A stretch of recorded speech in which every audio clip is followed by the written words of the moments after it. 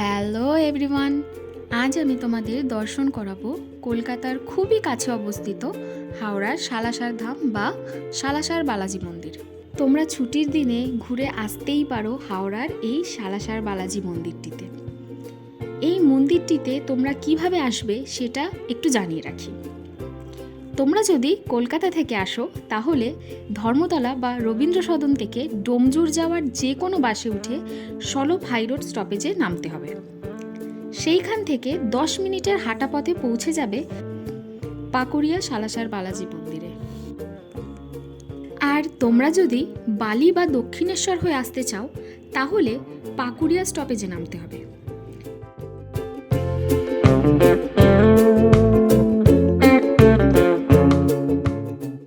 আমি বিকেলের দিকে বেরিয়েছিলাম, পৌঁছাতে পৌঁছাতে সন্ধে হয়ে গেছিল। এবার আমি মন্দিরটিতে পৌঁছে গেছি। আসো এবার তোমাদের আমি মন্দিরটি ঘুরে দেখাই এবং মন্দিরটির সম্বন্ধে কিছু তথ্য দিই।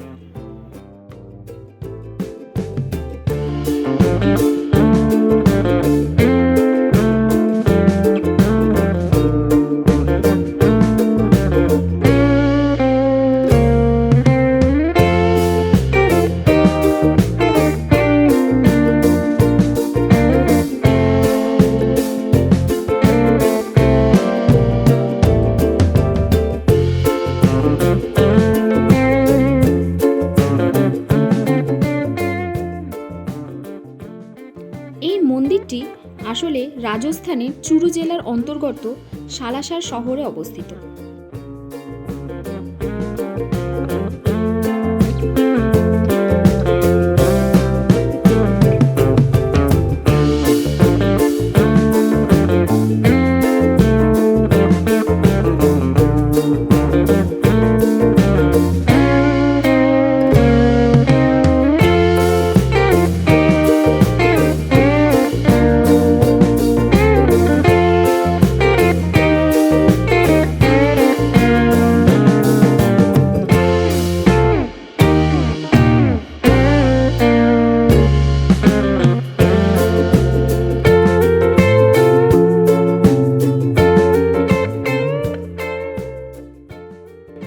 এই মন্দিরটি রাজস্থানে অত্যন্ত প্রসিদ্ধ একটি মন্দির।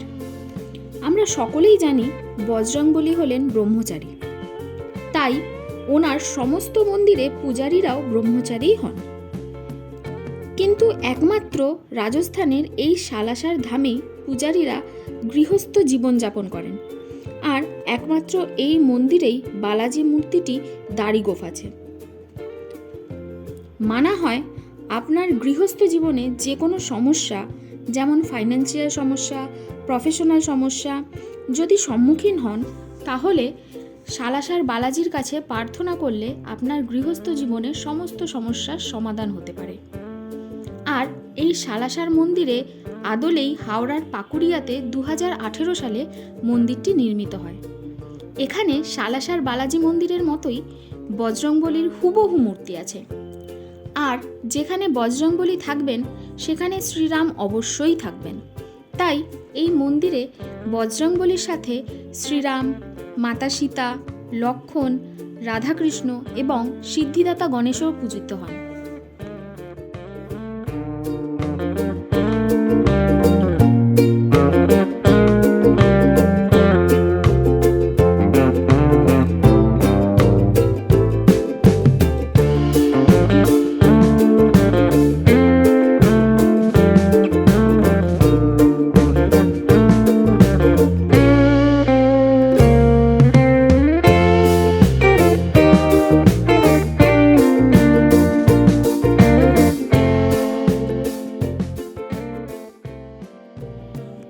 আমাদের কলকাতার পাশেই এত সুন্দর একটা বালাজি মন্দির আছে, তোমরা অবশ্যই এসে দর্শন করো। তোমরা তোমাদের মনস্কামনা মন দিয়ে প্রার্থনা করো বজরংবলীর কাছে, আমি নিশ্চিত তোমাদের মনস্কামনা অবশ্যই পূরণ হবে। কথায় আছে না, বিশ্বাসে মেলায় বস্তু তর্কে বহুদূর।